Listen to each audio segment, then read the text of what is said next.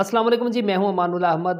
आप देख रहे हैं यूट्यूब चैनल। इमरान खान का नाम मीडिया चैनल्स के ऊपर लेना अब मुनासिब कर दिया गया है, अब अलाउ कर दिया गया है गवर्नमेंट की तरफ से।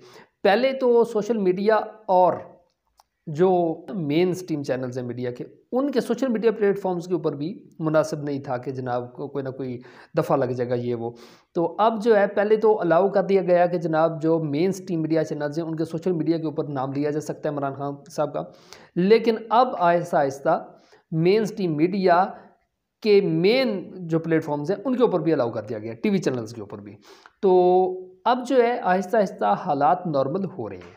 पीटीआई का जो है ना वो आहिस्ता आहिस्ता अस्तारा गर्दश से बाहर आ रहा है। तो जनाब वाला, इसके साथ साथ आपको ये भी बताते चलें कि जो भी पॉलिटिकल पार्टी होती है ना, वो कभी भी हार नहीं मानती, क्योंकि लोगों की ताकत, पावर उसके साथ होती है। और जो पीटीआई है, ये तो वैसे ही मकबूल तरीन पार्टी है इस वक्त पाकिस्तान में।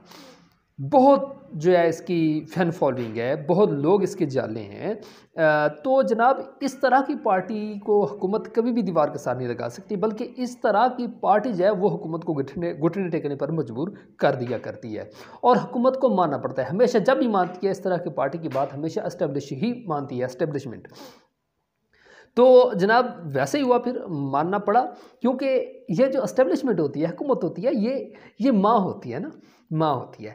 तो पहले तो माँ डांटती है, डंडे शंडे मारती है, ठीक है, पिटाई शिटाई खूब करती है कि बच्चा ठीक हो जाए। लेकिन जब बच्चा बिगड़ जाता है तो माँ कहती है चलो ठीक है, हो जाने, फिर जान दो। तो वही जनाब हिसाब हुआ है कि हुकूमत ने आहिस्ता आहिस्ता जो है अपना लेवल पारे का वो नीचे कर लिया है। अब गर्माइश कम हो गई है, हीट कम हो गई है जो गुस्से की हीट थी।